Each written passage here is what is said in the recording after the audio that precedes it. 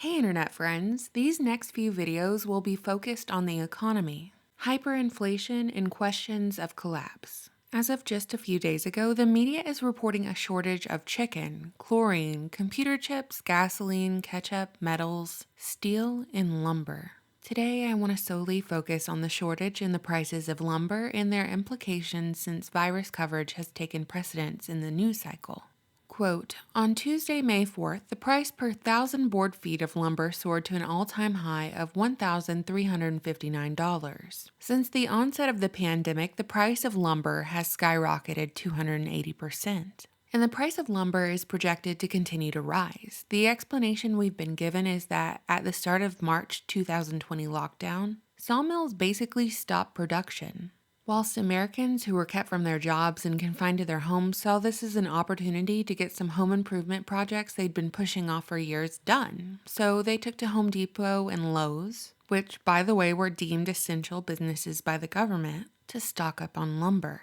Demand was high and the supply eventually was halted. Compound those factors with record low interest rates, stimulus checks, and people moving out of cities because they no longer had to commute to their jobs since they could now work from home. All of these conditions spurred a housing boom. So the number of existing houses on the market dwindled, and the demand for new builds soared, reaching the highest level of demand since 2006, right before the 2007-2008 housing crisis. Low inventory of existing homes, high demand for new builds. As of March, new housing starts are at its highest level since 2006. Of course, new construction requires loads of soft lumber. Quote, if you compare prices of lumber at a Lowe's or Home Depot from last year to now, a single board that was $2.99 is now $9 or $10 today, end quote. A pallet of wood right now can cost as much as a small SUV. Due to this rise in price, on average, new homes cost $36,000 more due to this lumber shortage. Despite the prices of lumber going up alongside the prices of other building materials, there's no indication that demand for new construction is going down. It's just heating up. So what they're doing is pumping up the price of lumber in order for the demand to dwindle.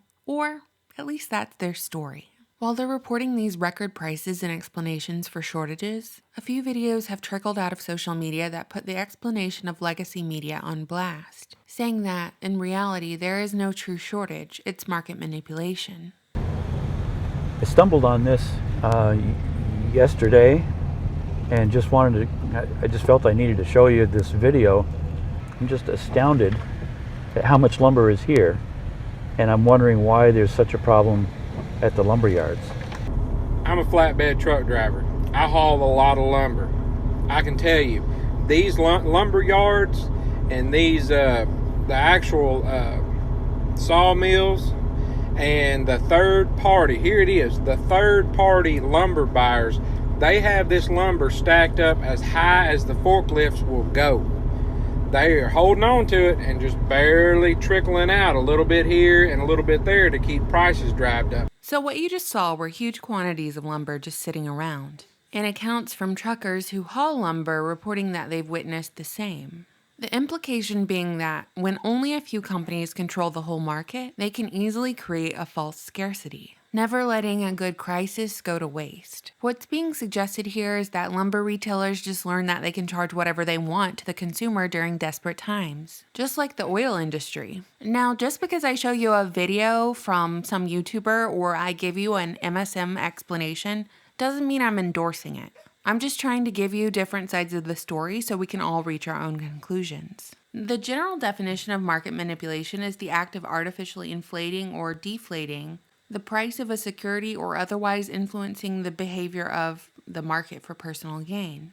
Is that what's happening here? Is the lumber market being manipulated? When will we see the price of lumber return to normal? Or will the prices ever return to normal? Before you answer that, I would like to point out that the market and supply chain has been manipulated either way by the government mandating that people stay home from their jobs and lock down, then offering more government money and unemployment checks to keep them home. That's manipulation right there. That's the root of the problem. Uncle Sam. So the forecast is that the demand for new construction must go down before the price is corrected, but there are a ton of factors fueling the demand for housing, one of which I've already touched on. People who worked within the cities realized that throughout lockdown, they could go work from home and do the same job, therefore not having to pay a premium for rent or housing or work in the city, so they have moved out of the city looking for housing. Another factor driving up demand for housing is that rent is beginning to soar. Between housing prices, food cost, and rent, the only thing not rising is salaries. It was reported just last week that American Homes for Rent, who owns over 50,000 houses, increased their rent 11% in April. Meanwhile, Invitation Homes, the largest landlord in the rental industry, followed suit.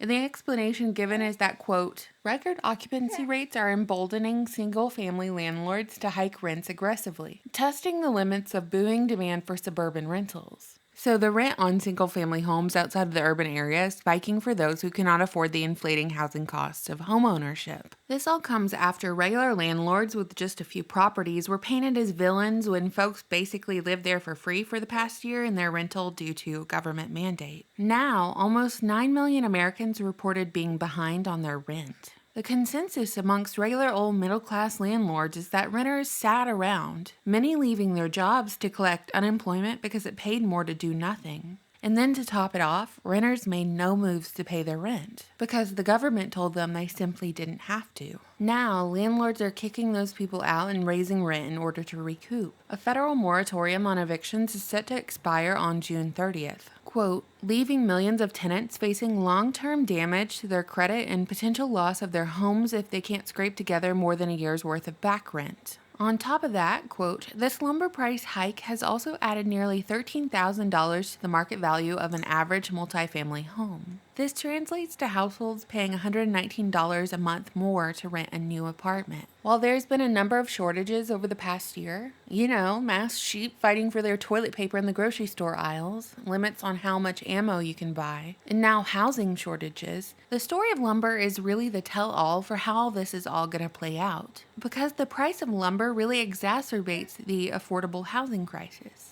There is no affordable housing when there are no houses, and there are no houses because no one can afford the materials to build them. So in the future, will we see homelessness become more prevalent? Will we see folks beg their government to intervene, to introduce a solution to the problem the government itself created? And that's why I've been paying attention. That's why I'm saying the price of lumber is a bigger story than the price of lumber. It's an indicator of the consequences of this worldwide one-world government lockdown. It's showing us exactly what happens when small businesses die because of government mandate, and corporations are who rise to the top. And those corporations completely control the supply chain and prices. Remember just last year how folks on eBay got their accounts suspended for selling toilet paper and hand sanitizer for triple the price? But when corporations do the same thing, they get away with price gouging. To summarize, last year our status symbol was a closet full of toilet paper rolls. This year, it's plywood. So next time the riots start, they won't be stealing the goods inside of the store. They'll be stealing the plywood the windows were boarded up with. What do you think, internet friends? I always look forward to your comments. Thank you so much for watching, subscribing, and supporting my channel on Patreon. Bye!